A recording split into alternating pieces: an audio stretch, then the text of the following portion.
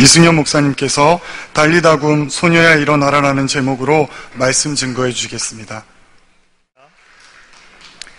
오늘 하나님을 경배하기 위해서 이 자리에 모이신 우리 사랑과 은혜교회 성도님들 환영합니다. 네, 별로 반응도 없고 얼굴도 어두우세요. 네, 담임 목사님을 기대하고 오셨는데 담임 목사님이 아닌 다른 사람이 서 있어서 좀 실망하셨죠? 예, 그래도 눈 감고 잘 들어보시면 담임 목사님처럼 저도 말이 빠르기 때문에 아마 담임 목사님 좀 느낌이 날 겁니다. 근데 누가 설교하든지 간에 상관없이 동일한 성령님이 설교하시기 때문에 여러분들이 마음을 열고 들으시면 하나님께서 여러분들이 들어야 할 말씀을 여러분들에게 들려주실 줄을 믿습니다. 자, 기도하시고 우리 말씀 듣도록 하겠습니다. 살아계신 하나님 아버지, 당신의 거룩한 자녀들을 일주일 동안 보호하시고 보존하시다가 하나님의 전으로 불러 모아주셔서 하나님의 은혜 가운데 모이고 또한 예배하고 찬양하게 하시니 감사합니다. 이 시간도 당신의 백성들에게 주실 말씀들을 허락하여 주시고 각 사람이 들어야 할 음성을 듣게 하심으로 이들의 영혼이 새롭게 되고 다시 힘을 얻고 일어서는 귀한 시간 되도록 축복해 주시기를 원합니다. 이 모든 말씀을 예수님의 이름으로 기도했습니다. 아멘. 자, 오늘은 방금 읽은 본문을 가지고 여러분들하고 저하고 한번 은혜를 나누려고 합니다. 제가 한 20년 정도 미국 생활을 하다가 한국 온 지 한 2년 반이 됐는데 너무 바빠요. 너무 바빠서 정신없이 막 살아야 되는 것 같아요. 그래서 미국에서 한 1년 정도 일어날 일이 한국에서는 한 달 정도 일어나는 것 같아요. 그래서 일주일에 한 두세 건 정도는 뭐 큰일이 터지고 막 하다 보면 정신없이 흘러가는 것 같아요. 그래서 어떨 때는 막 그런 생각이 들어요. 내가 왜 이렇게 바쁘게 살지? 내가 뭐 하면서 뭐 하느라고 이렇게 바쁘게 살지? 이런 생각이 문득문득 들어요. 여러분들이 이제 딱 앞에 보니까 우리 권사님들, 장로님들, 또 집사님들 많이 계신데 다들 자녀들 키우실 거예요. 좀 젊으신 분들은 어린 자녀들 학원 보내고 학교 보내느라고 정신없이 뛰고, 중학생, 고등학생 되면 이제 좋은 대학 보내려고, 좋은 학원 보내려고 정신없이 뛰시고, 아빠들은 그냥 직장에서 돈 버느라고 정신없이 뛰고 뭐 다 그러실 거예요. 또 우리 젊은 사람들은 이제 대학 가서 취직해야 되니까 1학년 때부터 열심히 공부해야 되고 인턴 해야 되고 자격증 따야 되고, 또 취직하면 어떻게 돼요? 살아남기 위해서, 진급하기 위해서 정신없이 살아야 되고, 또 직장생활 하시는 분들, 그렇죠, 사업하시는 분들 살아남기 위해서 그래야 되죠. 그래서 어떨 때는 좀 그런 생각이 들어요. 거대한 시스템 안에서 내가 아주 작아져가지고 그냥 시스템이 돌아가는 톱니바퀴 하나가 된 듯한 느낌이 좀 들 때가 있어요. 정신없이 너무 바빠요. 가만히 우리를 내버려 두지를 않고 계속 인생이 우리를 이렇게 몰아가는 느낌이 좀 들어요. 그 중에서도 이제 이 자리에 앉아 계신 성도님들 중에서도 잠깐 시간을 내서 주중에 수요일이라도 와서 예배드리고 금요일이라도 철야기도 와서 기도하고 하시는 분들은 그나마 잠깐 마음을 못 두고 하나님 찾고 하나님 만나고 하면서 숨을 좀 돌릴 텐데, 그렇지 않고 일주일 열심히 사시다가 오늘 처음으로 일주일에 이 자리에 서신 분들은 조금 적응이 안 되실 거예요. 딴 곳에 있다가 잠깐 왔기 때문에. 그래서 우리가 바쁠수록 한번 생각을 해봐야 돼요. 내가 왜 사는지, 내가 왜 살지? 나는 왜 이 땅에 이 자리에 앉아있지? 내가 성도로 부름을 받았는데 성도로 사는 믿음의 삶이 무엇이지? 한번 생각을 해봐야 돼요. 그래서 오늘 여러분들에게 제가 그 질문에 대한 답으로 나누고 싶은 것은 여러 가지 답이 있겠지만, 첫 번째는 우리가 인생을 살아가는 목적, 첫 번째는 우리의 나약함을 깨닫는 거예요. 우리가 정말 나약한 존재들이구나, 아무것도 할 수 없는 존재들이구나 라고 하는 걸 깨닫는 거예요. 근데 거기서만 그쳐서는 안 돼요. 두 번째, 우리가 인생을 살면서 깨달아야 할 교훈은 우리가 모시는 주님은 능력이 많으신 분이시구나, 세상의 주인이신 분이시구나, 우주의 주인이신 분이구나, 이걸 깨닫는 거예요. 그래서 성도가 믿음의 삶을 살아간다라고 하는 것은 나의 연약함을 모른 채 살아가는 것이 아니라 나의 연약함을 너무도 절실하게 깨닫기 때문에 주님의 능력과 강함을 필요로 하고 그 주님이 우주의 주인이시다라고 하는 사실을 믿고 의지하면서 살아가는 삶이 성도의 삶이에요. 그래서 오늘 이 자리에 이제 예배를 드리러 여러분 오셨는데, 아무런 고민 없이 이 자리에 앉아 계시는 분들, 아무 걱정 없이 행복한 마음을 가지고 오신 분들, 하나님께 감사하셔야 돼요. 서울대병원역 근처에 있잖아요, 그죠? 지금 수백 명 환자들이 거기서 누워 있어요. 예배드리러 오지 못하고 가족들 거기 있어요. 여러분 걸어오셨잖아요, 그죠? 건강하게 오셨잖아요. 감사하셔야 돼요. 그런데 혹시 여러분 가운데 이 자리에 앉아 있는데 마음이 무겁고 어둡고 두렵고 실망되고 좌절되고 절망되고 겉으로는 웃고 앉아 있지만 속으로는 울고 계시는 분 계시다면 여러분들 너무 슬퍼하지 마세요. 왜냐하면 그 기회를 통해서 여러분들이 능력이신 주님을 만날 수 있기 때문이에요. 그래서 오늘 기대하는 마음을 가지고 여러분들이 말씀을 좀 보았으면 좋겠어요. 자, 오늘 본문이 등장하는 마가복음 5장 그리고 6장은 예수님의 기적 3가지가 갑자기 등장을 해요. 마가복음 5장에 예수님의 기적이 3가지가 등장을 하는데 5장 초반부에 보면은 예수님께서 가이사라라고 하는 지방으로 방문을 하세요. 배를 타고 내리셨는데 하필이면 그 앞에 무덤이 있었어요. 여러분 무덤 좋아하세요? 공동묘지?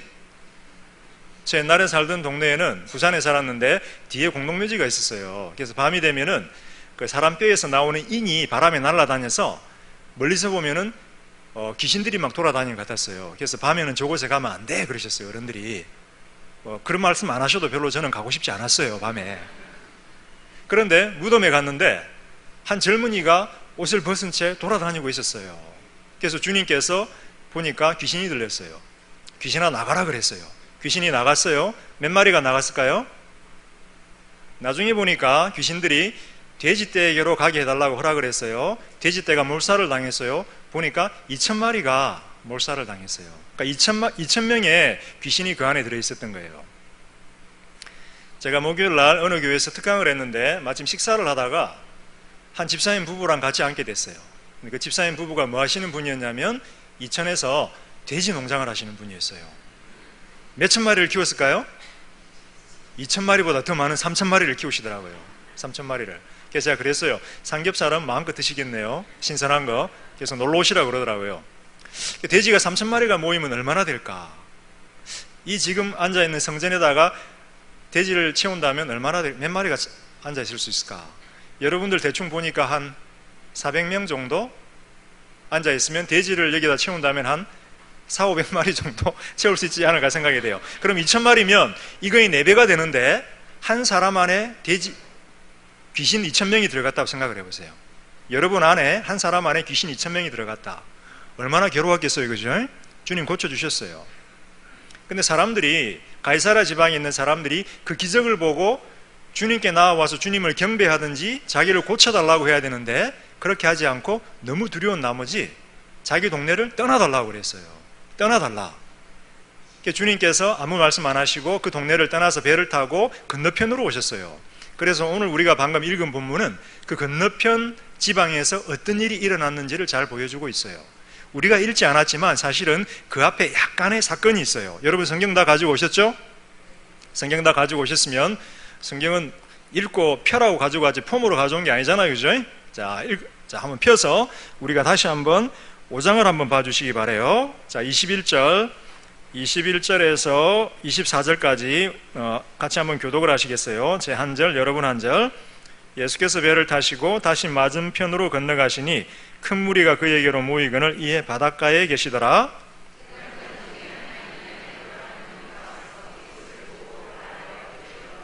간곡히 구하여 이르되 내 어린 딸이 죽게 되었사오니 오셔서 그 위에 손을 얹으사 그로 구원을 받아 살게 하소서 하거늘.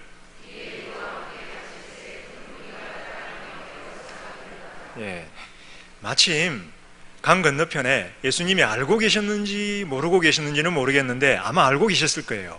예수님을 절실히 필요로 하는 한 사람이 그 반대편에 서 있었어요. 그 사람의 이름은 야이로예요. 야이로. 성은 야시고 이름이 이로가 아니에요. 야이로 이름이에요. 야이로가 서 있었는데 이 사람에게 딸이 하나가 있었어요. 나중에 뒤에 보니까 12살짜리 어린 딸이었어요. 12살짜리 어린 딸이 죽어가고 있었어요. 그래서 야이로는 예수님께로 달려와서 예수님이 배를 타고 온다라는 소문을 듣고 달려와서 예수님 앞에 무릎을 꿇었어요. 그리고 예수님을 끌고 자기 집으로 데려가려고 했어요. 그런데 지금 어떤 일이 발생했나요? 군중들이 모여싸 버렸어요. 야이로의 마음은 굉장히 급해요. 지금 1분 1초가 급해서 예수님을 끌고 가야 되는데 군중들이 둘러싸 버린 거였어요. 그 다음에 어떤 일이 발생하나요? 작년 9월 30일 날 정원준 목사님이 이 본문 가지고 설교하셨죠? 저도 다른 교회에서 마가복음 강의하고 있지만 목사님도 마가복음 강의하신 걸로 제가 알고 있어요. 그래갖고 제가 한번 찾아봤더니 작년 9월 30일 날 설교하셨어요. 이 본문 가지고. 뭔 내용 설교하셨는지 기억이 안 나시죠? 저도 몰라요. 자, 그런데 군중들이 모여있는 사이에서 한 여인이 예수님의 옷을 만졌어요. 그 다음에 옷을 만졌는데 예수님의 옷에서 능력이 나가셔서 이 여인이 고침을 받았어요. 그런데 재미있게도 이 여인은 12살짜리 어린 딸처럼 12해 동안 혈루병을 앓았던 여인이에요. 그리고 이 여인이 고침을 받았어요. 그러면 예수님이 그냥 어떻게 해줬으면 좋겠어요? 야이로의 관점에서? 그냥 뭐 고치든지 말거나 빨리 가면 좋잖아요. 근데 예수님 어떻게 해요? 참새가 방앗간을 못 지나간다고? 예수님도 뭔가 일이 일어나면 그대로 못 가세요. 누구냐 불렀어요. 여인이 나와요. 그래서 너 뭐 했니? 하니까 여인이 고백을 해요. 주님, 사실은 제가 이렇게 해서 주님 옷을 만졌는데 나았습니다 해요. 주님께서 여인아, 네 믿음이 구원을 받았다라고 이야기를 해요. 자, 그런데 이 사건 다음에 더 놀라운 일이 발생을 해요. 자, 여러분 성경 가지고 계시죠? 자, 성경 가지고 계시죠? 34절, 35절. 자, 같이 한번 읽을까요? 시작. 예수께서 이르시되 딸아, 내 믿음이 너를 구원하였으니 평안히 가라. 내 병에서 놓여 건강할지어라. 아직 예수께서 말씀하실 때에 회당장의 집에서 사람들이 와서 회당장에게 이르되 당신의 딸이 죽었나이다. 어찌하여 선생을 더 괴롭게 하나이까? 아멘. 혈루병을 앓은 여인이 믿음으로 나았다라고 주님께서 선포하시는 그 순간에 한 사람은 믿음으로 고침을 받았는데 한 사람에게는 비극적인 일이 발생을 해요. 야이로의 집에서 사람이 와서 야이로에게 이야기를 해요. 선생을 더 이상 괴롭게 하지 말아라. 네 딸이 죽어버렸다. 네 딸이 죽어버렸다. 야이로의 마음이 어땠을까요? 이 선생 예수를 데리고 갔으면 자신의 딸이 고침을 받았을 텐데 한 사람이 고침을 받는 순간에 자신의 딸이 죽어버린 거예요. 그 마음속에서는 아마 그런 생각이 들었을 거예요. 이 여인이 예수님 옷을 만지지 않고 그 순간에 예수님을 데리고 갔더라면 내 딸이 살았을 텐데 하는 생각이 들었을 거예요. 제가 분당을 오랜만에 왔어요. 1년 반 만에 왔는데 어제 충격적인 소식을 들었어요. 우리 친척들로부터 충격적인 소식을 들었는데 KT가 팔리고 거기에 주상복합 아파트가 들어온다면서요. 제가 나이가 많고 호르몬이를 모시고 있는 1순위거든요. 그래서 집을 하나 장면을 하려고 했는데 어제 와서 들었어요. 이미 다 청약이 끝났다면서요. 가슴이 굉장히 아팠어요. 제 눈앞에서 기회가 사라지는 거예요. 그런데 야이로가 느꼈던 상실감은 제가 느꼈던 상실감하고 비교가 안 되겠죠. 딸이 고침을 받을 수 있는 순간이었는데 한 사람 때문에 딸이 죽어버린 거예요. 자, 오늘 본문에는 세 종류의 사람이 등장을 해요. 야이로의 딸, 야이로, 그 다음에 청중들, 마을 사람들이 등장을 해요. 자, 이 마을 사람들의 반응, 그 반응에 대해서 예수님께서 세 가지 말씀을 해주세요. 세 가지. 그래서 이 세 가지를 자세하게 한번 살펴보려고 해요. 여러분 중에 딸을 가지신 아버님 계세요? 손 들어보세요. 딸. 네, 딸. 네, 딸 가지신 분들 한 25명 계세요. 네. 저는 딸이 있을까요? 없을까요? 왜 없다고 생각을 하세요? 왜 그런 선입관을 가지고 저를 보세요? 네, 맞아요. 저는 딸이 없어요. 아들이 하나 있는데 대학생이에요. 미국에 있어요. 한 번씩 전화를 해요. 전화를 하면 잘 지내냐? 아빠 잘 지낸다. 아빠는 어떻게 지내냐? 나도 잘 지내지? 그래 아빠 끊어라. 들어가라. 그래서 저는 모든 자녀들이 다 그런 줄 알았어요. 모든 자녀들이 다 그렇게 사는구나. 저는 또 경상도 출신이니까 뭐 괜찮아 이렇게 생각을 했어요. 근데 이제 한국을 와서 이제 대학에서 교편을 잡게 됐어요. 그래서 남학생들도 있고 여학생들이 있는데 남학생들은 그래요. 잘 지내니? 예, 잘 지냅니다. 교수님 반갑습니다. 그래 잘 가라. 근데 이 학생들은 안 그렇더라고요. 저 멀리서 달려와요. 저를 보면 교수님 하면서 달려와요. 그러니까 4명이 있으면 하나 둘 셋 교수님 하고 이렇게 달려와요. 그러고 나서 교수님 양복이 멋있으시네요. 넥타이가 멋있습니다. 헤어스타일 바뀌셨네요. 오늘 왜 이렇게 핸섬하세요? 뭐 좋은 일이 있으셨어요? 저는 주말에 이런 일이 있었어요. 제 친구는 이래요 하면서 막 수다를 떠는 거예요. 어떤 학생들에게 제가 점수를 더 많이 주고 싶을까요? 하나님은 공평의 하나님이시기 때문에 제가 공평하게 점수를 줘야 돼요. 그런데 정이 가는 사람들이 있어요. 더 애교를 떨고 더 친절하게 하고 더 상냥하게 하는 사람들에게 정을 가요. 그러면서 아버지들은 둘로 나눈다라는 걸 알게 됐어요. 딸이 있는 아버지와 딸이 없는 아버지. 딸이 없는 아버지는 항상 전화하면서 잘 지내니? 잘 지내? 끊어. 그런 아버지하고 딸이 있는 아버지는 전화 한 번 하면 30분씩 1시간씩 하는 아버지. 자, 이런 아버지에게 12살 먹은 어린 딸은 어떤 존재이겠어요? 12살 먹은 어린 딸. 그 딸이 아프고 그 딸이 죽어가고 있으면 그 아버지는 그 딸을 위해서 뭘 해주고 싶을까요? 모든 것을 다 해주고 싶겠죠, 그죠? 모든 것을 다 해주고 싶을 거예요. 아마 연애를 했을 거예요. 딸의 어머니랑 아버지랑. 그래서 연애를 할 때 아마 그 엄마는 그 현재 남편에게 이야기했을 거예요. 자기 나를 위해서 저 별을 좀 따다 줄래? 남편이 어떻게 했을까요? 말 같지도 않은 소리 그만해라! 이렇게 했을 거예요. 딸이 이야기해요. 아빠 저 별 좀 따다 줘. 아빠 어떻게 할까요? 말 같지 않은 소리 그만해 할까요? 아니에요. 별 모양으로 도화지 그려가지고 아니면 저기 뭐 문방구 가가지고 별 사와가지고 따왔다라고 딸한테 줄 거예요. 어린 딸을 향한 아버지의 마음이 그래요. 근데 그 딸이 지금 죽어가고 있어요. 이 딸이 무엇을 상징을 해요? 죽음 앞에서 아무것도 할 수 없는 연약한 우리들을 의미해요. 여러분 건강검진 하시죠? 안 하시나요? 하시죠, 그죠? 저는 얼마 전에 했어요. 3주 전에 짝수년이라 학교에서 의무적으로 다 해야 돼요. 그래서 1시간 동안 돌아다니면서 하는데 이제 제가 편지를 기다리고 있어요. 어떤 편지를 기다리고 있을까요?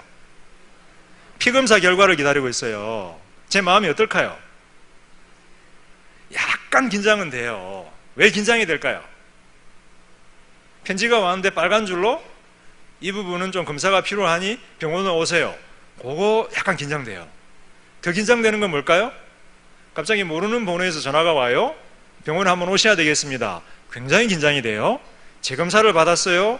의사가 무슨 말을 할까요? 건강합니다 하면 괜찮아요. 그런데 의사가 이제 준비하셔야 되겠는데요. 가족들에게 알리셔야 되겠는데요. 한 6개월 남았습니다. 이러면 어떻게 되나요? 그러면 제 인생 끝나는 거예요. 거기서 마무리해야 되는 거예요. 마무리 다 내려놓고 교수하는 거 정리하고 이제 설교 그만하고 내 자신한테 설교해야 되고 여러분 앞에 와서 할 수가 없어요. 여러분 불러도 올 수가 없어요. 부를 생각 마세요. 그런 거예요, 우리는.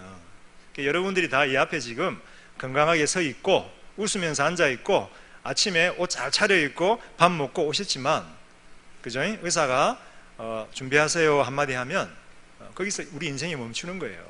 예외 없이. 저도 마찬가지고 여러분도 마찬가지고 여러분 자녀들도 마찬가지고 여러분 부모님들도 마찬가지고 형제 자매들도 마찬가지고 예외가 없어요. 우리 전부 다 준비하세요 딱 하면 끝나는 거예요. 야이로의 어린 딸은 죽음 앞에서 얼마나 우리가 연약한지, 우리가 얼마나 연약한 인생인지를 가르쳐줘요.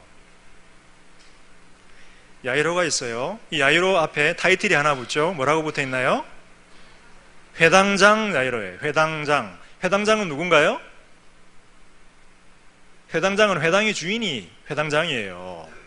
자, 여러분들은 일주일 동안 열심히 자신의 터전에서 봉사하시고 수고하시다가 오늘 주일날 왔어요. 자, 양심에 손을 얹고 스스로에게 질문을 해보세요. 여러분들의 삶의 중심은 어디에 있어요? 여러분들의 삶의 중심에는 뭐가 놓여 있어요? 여러분들의 마음의 중심에는 누가 자리 잡고 있어요? 권사님 하나님 그러셨어요. 한 분 대답하셨어요. 나머지 분들은 사실은 마음속에 그러셨어. 제가 들었어요. 내 자식이요. 들었어요. 제가 분명히 들었어요.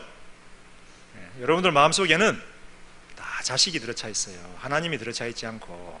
저도 마찬가지예요. 저도 마찬가지예요. 우리가 다 사실은 우상 숭배를 하고 있어요. 자식이라고 하는 우상을 숭배하고 있어요. 특히 우리 한국의 부모님들은 자식을 낳으면 어떤 유치원에 보낼까? 어떤 학교 보낼까? 어떤 학원 보낼까? 어떤 대학 보낼까? 어떤 직장에 보낼까? 그걸로 우리가 평생을 우리 시간과 돈과 에너지를 투자를 해요.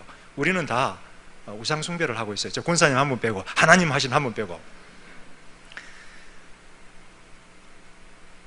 성전이, 하나님이 계신 성전이 우리의 삶의 중심이 되어야 돼요.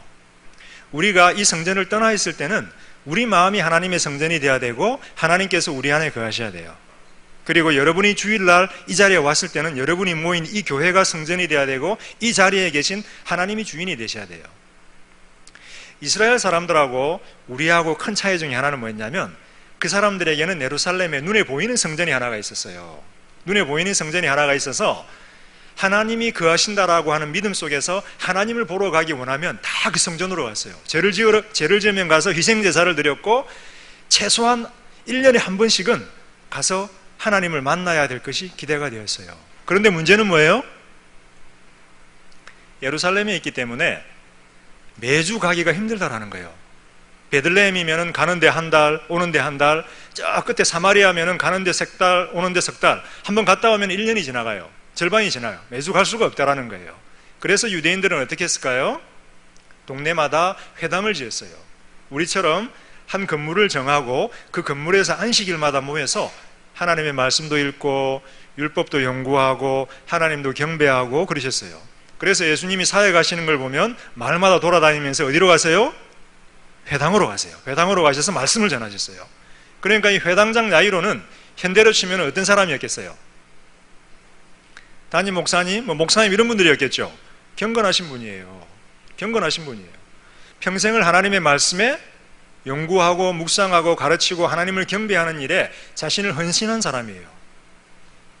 여러분처럼 하나님을 마음에 모시고 살고 거룩한 주일날 하나님께 경배하기 위해서 하나님 찾아오는 경건한 사람이었어요. 그런데 이 사람의 경우는 어떤 일이 일어났어요?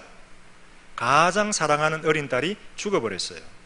그것도 눈앞에서 예수님이 서 있는데 예수님을 데리고 갔으면 살았을 텐데 혈루병든 여인이 어영부영하면서 예수님 옷 붙잡고 막 하는 동안에 죽어버렸어요. 여러분들에게도 그런 일이 발생할 수 있나요? 없나요?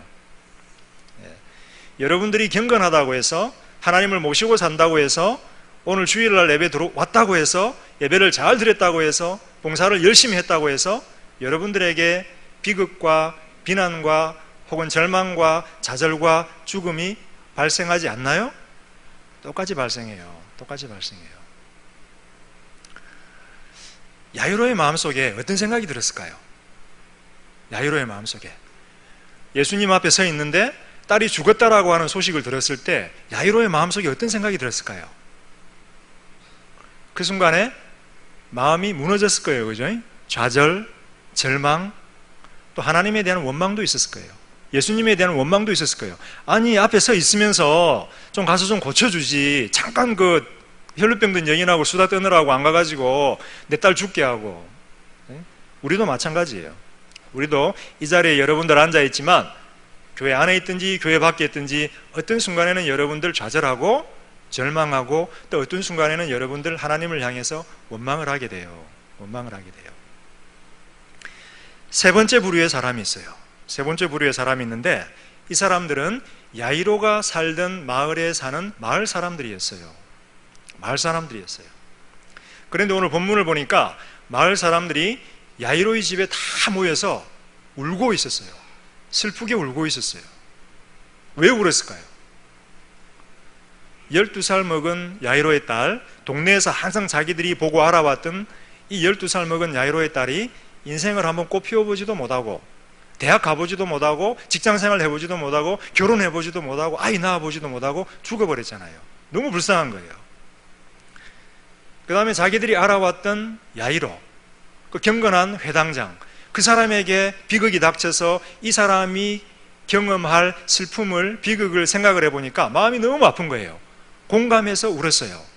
또 왜 울었을까요?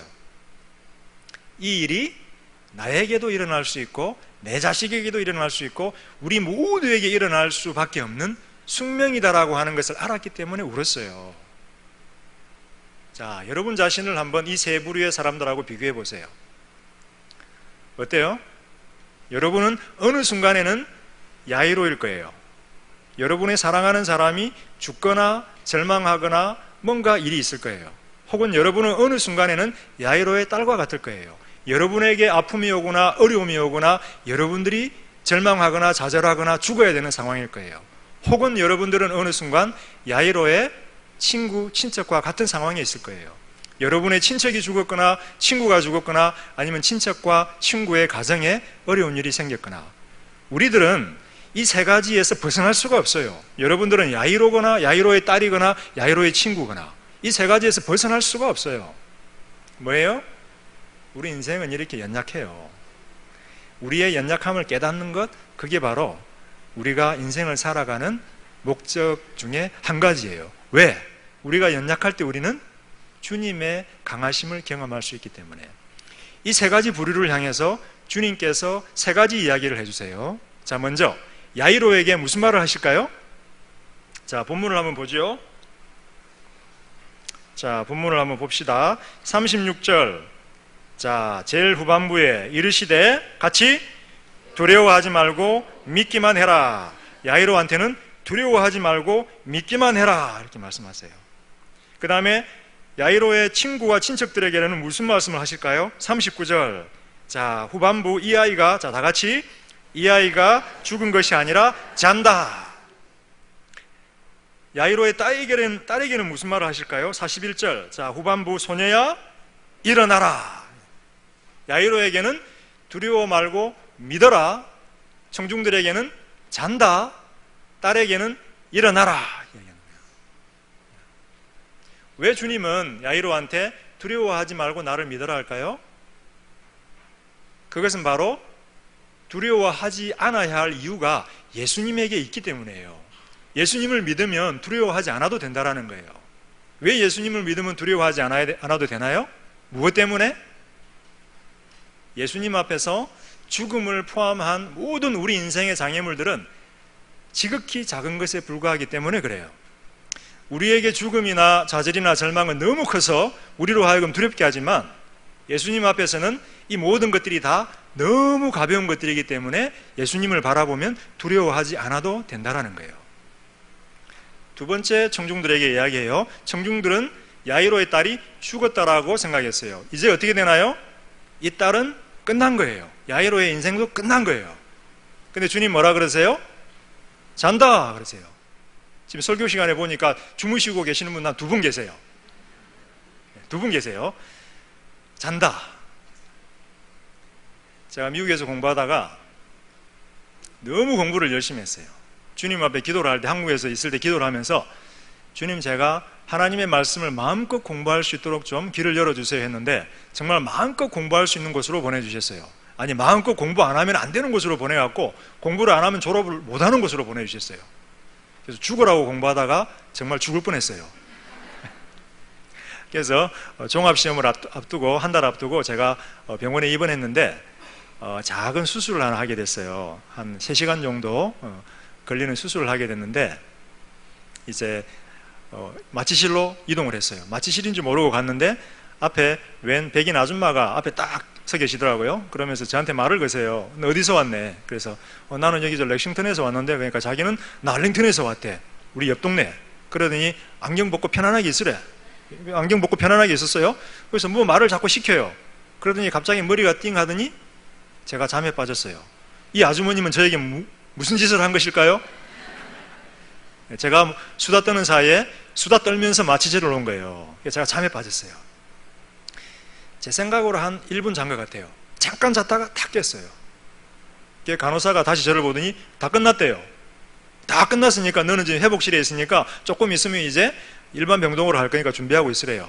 시간이 얼마나 지났어요? 그러니까 3시간이 지났대요. 나는 한 1분 잤다가 깬 것 같은데 3시간 지났대요. 주님이 뭐라 그래서요? 우리는 죽었다라고 생각하는데 주님은 잔다라고 말씀하세요. 우리가 죽으면 끝이다라고 생각을 하는데 주님은 우리가 잠깐 자는 동안에 구원할 사람 구원하고 심판할 사람 심판하고 죄를 벌할 사람 벌하고 다 정리하신 다음에 일어나라 하면 딱 일어나는 거예요. 잔다라는 거예요. 청중들이 어떻게 이 여자가 잔다라고 주님이 말씀하실 때 청중들이 어떻게 반응해야 됐을까요? 야이로의 친구들, 여러분들 어떻게 반응했을까요? 주님 믿습니다 하든지 아멘 하든지 해야 될 거 아니에요. 그죠? 청중들은 어떻게 반응했을까요? 자, 성경을 한번 보세요. 40절 다 같이 한번 읽읍시다. 그들이 비웃더라. 예수께서 그들을 다 내보내신 후에.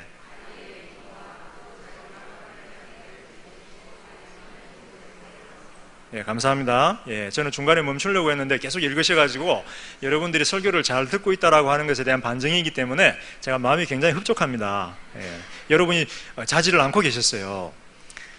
근데 청중들이 어떻게 했어요? 비웃더라. 예수님이 잔다 그러니까 비웃은 거예요. 그러니까 예수님이 어떻게 하세요? 집에서 다 쫓아 보내버리세요.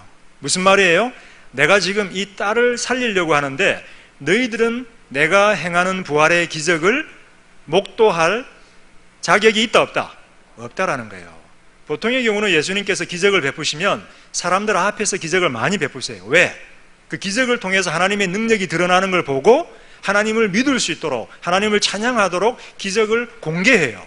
근데 이번의 경우는 그 사람들을 집에서 쫓아내버려요. 너희들은 하나님의 능력이 역사하는 것을 볼 자격이 없다라는 거예요. 여러분 두려워하셔야 돼요. 여러분들이 어려울 수 있고 힘들 수 있고 좌절할 수 있어요.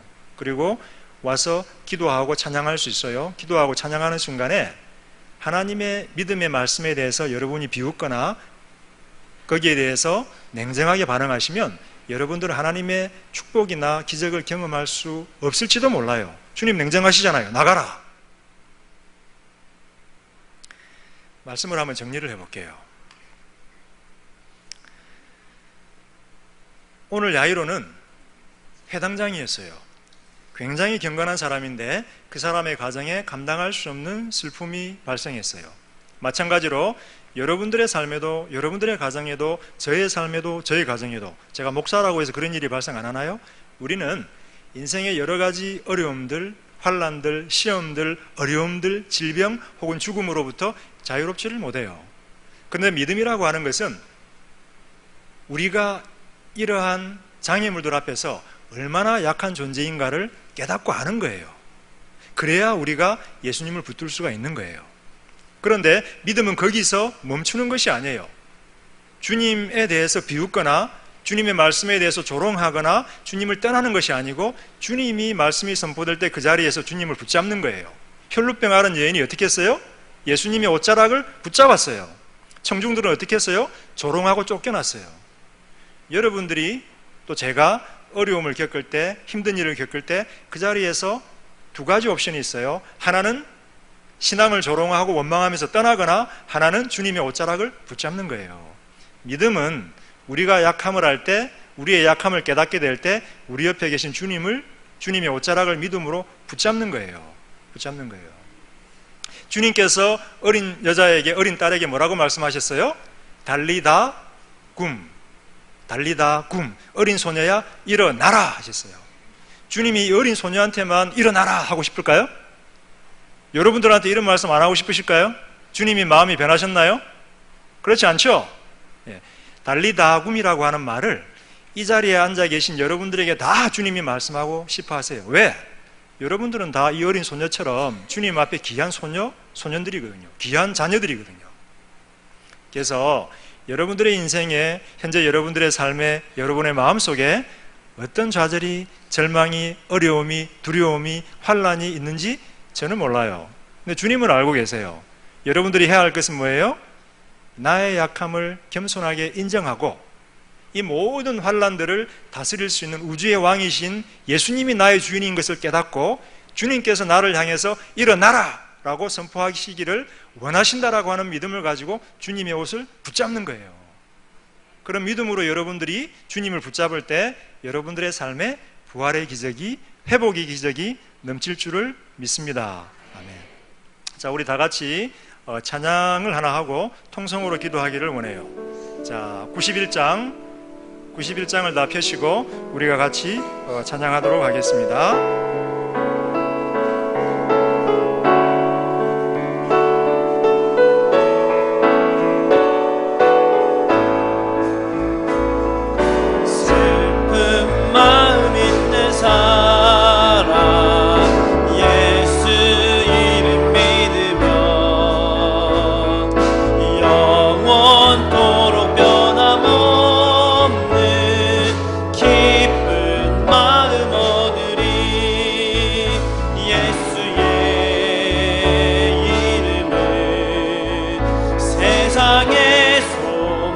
소망이요 예수의 이름은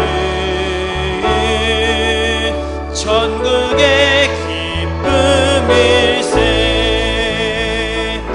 거룩하신 주의 이름 너의 방패 삼아라 환난 시험 당할 때에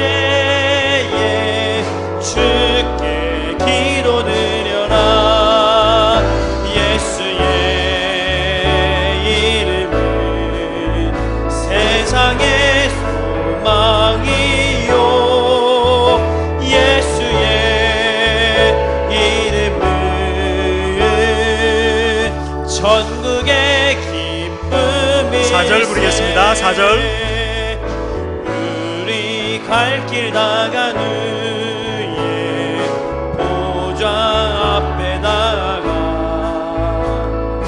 왕의 왕께 경배하며 멸류관을 드리리 예수의 이름은 세상의 소망이요 예수의 이름은 천국의 기쁨일세. 자, 이 시간에는 하나님께서 여러분 각자 개인에게 주신 말씀대로 주님의 이름을 붙잡고 주님을 믿는 믿음을 가지고 주님께 나아갔으면 좋겠습니다. 여러분 마음속에 있는 아픔과 좌절감, 두려움들 주님 앞에 내려놓고 주님 치료해달라고, 다시 일어설 수 있게 해달라고 우리 다 같이 한번 주님 한번 부르고 기도하도록 하겠습니다. 주님, 살아계신 하나님 아버지, 이 시간도 저희들에게 말씀을